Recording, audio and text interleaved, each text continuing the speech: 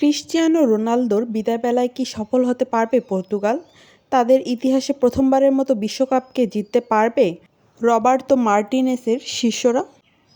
গত এক দশকে যাদের নামের পাশে যুক্ত হয়েছে ইউরো, ন্যাশনস লিগের মতো শিরোপা, তাদের হাতে এখন পর্যন্ত ওঠেনি বিশ্বকাপের সেই সোনালি ট্রফিটি। তবে এবার অবশ্য চিত্রপট ভিন্ন। পর্তুগাল অনেকের কাছেই এবার বাজির ঘোড়া।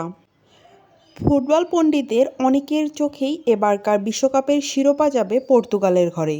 তবে পর্তুগাল যদি সত্যিই বিশ্বকাপ জিততে চায়, তাহলে তাদের পাড়ি দিতে হবে কঠিন এক পথ। আর এই কঠিন পথে ক্রিস্টিয়ানো রোনালদোর দলের জন্য সম্ভাব্য প্রতিপক্ষ হতে পারে, কিংবা কাদের বাধা অতিক্রম করতে হবে পর্তুগালকে? কোথায় সবচেয়ে বড় বাধা অপেক্ষা করছে CR7 দলের জন্য, সেই সব কিছু বিস্তারিত আলোচনা করব আজকের এই ভিডিওতে। প্রথমেই শুরু করি গ্রুপ পর্ব দিয়ে। পর্তুগাল রয়েছে গ্রুপ কেতে। তাদের সঙ্গে রয়েছে উজবেকিস্তান, কলম্বিয়া এবং DR কঙ্গো। প্রথম দেখায় অনেকেই হয়তো বলবেন এটি পর্তুগালের জন্য তুলনামূলক সহজ একটি গ্রুপ। ফিফার র্যাঙ্কিং থেকে শুরু করে খেলোয়াড়দের মান বিবেচনায় পর্তুগাল স্পষ্টভাবে অনেকের কাছেই ফেভারিট থাকবে, এগিয়ে থাকবে, এটা নিঃসন্দেহেও বলে দেওয়া যায়। তবে আমার কাছে মনে হয় কি জানেন, এই গ্রুপকে একেবারেই সহজ ভাবা বিন্দুমাত্র সুযোগ নেই, সময়ও নেই। উজবেকিস্তান সাম্প্রতিক সময়ের বছরগুলোতে এশিয়ান ফুটবলে নিজেদের আধিপত্য বিস্তার করেছে, জাহির করেছে, প্রকাশ করেছে। অন্যদিকে DR কঙ্গো শারীরিক সক্ষমতা এবং গতি যা রয়েছে তাতে করে যে কোনো দলকে তারা সমস্যায় ফেলে দিতে পারে। কিন্তু সবচেয়ে বড় চ্যালেঞ্জ অবশ্যই হবে কলম্বিয়া।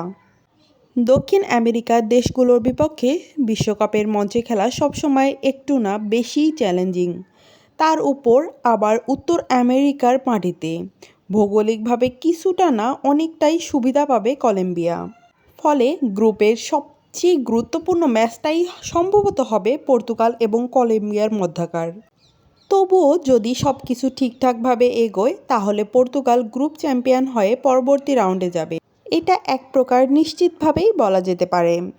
রাউন্ড অফ 32-তে পর্তুগাল মুখোমুখি হতে পারে বিভিন্ন গ্রুপের তৃতীয় স্থান অর্জনকারী দলগুলোর যে কোনো একটির সাথে। সেখানে সম্ভাব্য প্রতিপক্ষ কারা হতে পারে জানেন?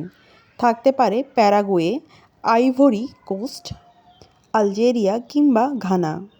তাদের দিকেই আপাতত ধরে নিতে পারেন পাল্লাটা ভারী রয়েছে।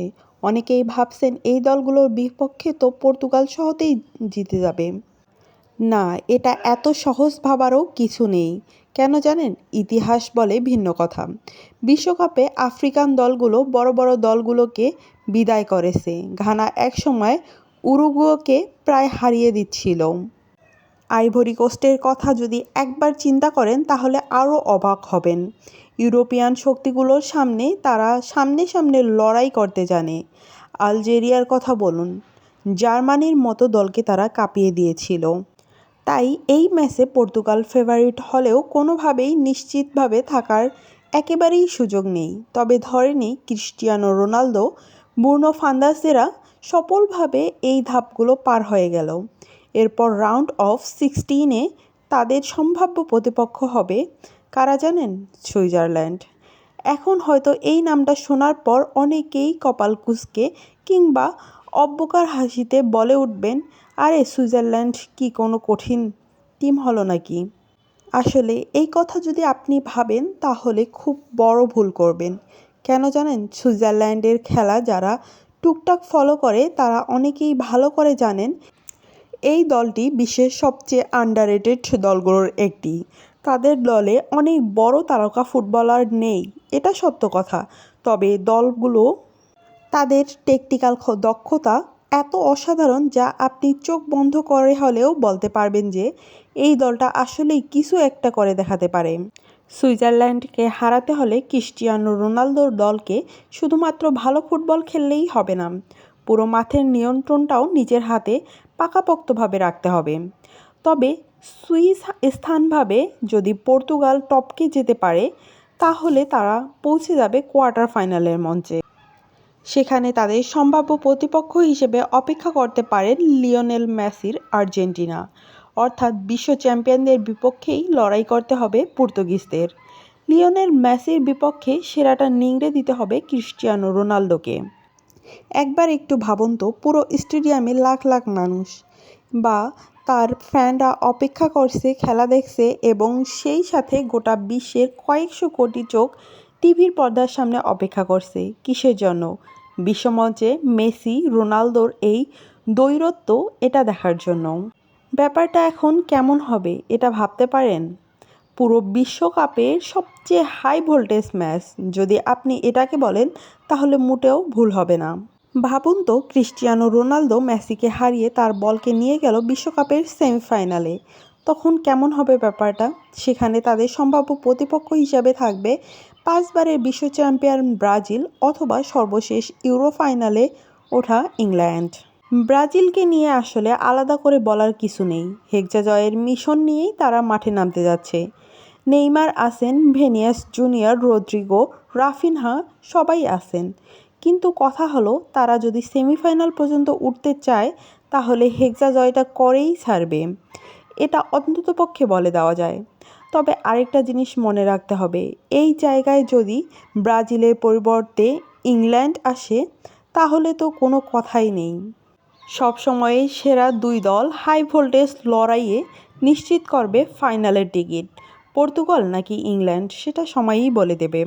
সত্যি কথা বলতে, এই লড়াই শেষে যদি পর্তুগাল ফাইনালে উঠতে পারে তাহলে ফাইনাল মঞ্চে তাদের প্রতিপক্ষ হিসেবে থাকবে ফ্রান্স কিংবা স্পেনের মতো শক্তিশালী দল। অনেক ভবিষ্যৎবাণীকে যেই দলকে ভাবা হচ্ছে বিশ্ব চ্যাম্পিয়ন, তাদের মধ্যে যে কোনো এক দলকে হারিয়ে শিরোপা উঁচিয়ে ধরতে হবে ক্রিস্টিয়ানো রোনালদোকে। এখন প্রতিপক্ষ হিসেবে স্পেন নাকি ফ্রান্স, পর্তুগালের প্রতিপক্ষ হবে কারা তা হয়তো সময় বলে দেবে।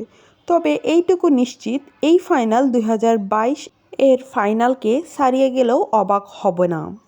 এবার একটু ফ্ল্যাশব্যাকে গিয়ে রিচাপ করে আসেন। প্রথমে গ্রুপ পর্ব পার হতে হবে পর্তুগালকে। গ্রুপ চ্যাম্পিয়ন হয়েই তারপর রাউন্ড অফ 32তে সামনে আসবে যে কোনো এক পার্টি। তারপর সুইজারল্যান্ড, তারপর আর্জেন্টিনা, তারপর ব্রাজিল কিংবা ইংল্যান্ড, আর সবশেষে স্পেন কিংবা ফ্রান্স। অর্থাৎ পর্তুগালকে বিশ্বকাপ জিততে হলে বিশ্বের সেরা দলগুলোকেই হারাতে হবে। এটাই বিশ্বকাপের সৌন্দর্য। এখানে শর্টকাট বলে কিছু নেই, এখানে সহজ কোনো রাস্তা নেই। এখানে শুধু যোগ্যরাই শেষ পর্যন্ত টিকে থাকতে পারবে। আর যে কারণে 2026 বিশ্বকাপ পর্তুগালের জন্য এতটা গুরুত্বপূর্ণ। একটি দেশের বহু বছরের অপেক্ষা, একটি বিশাল ফ্যানবেস, এত বছর অপেক্ষা সব কিছু এক নিমিষেই শেষ করে দিতে পারে পর্তুগাল।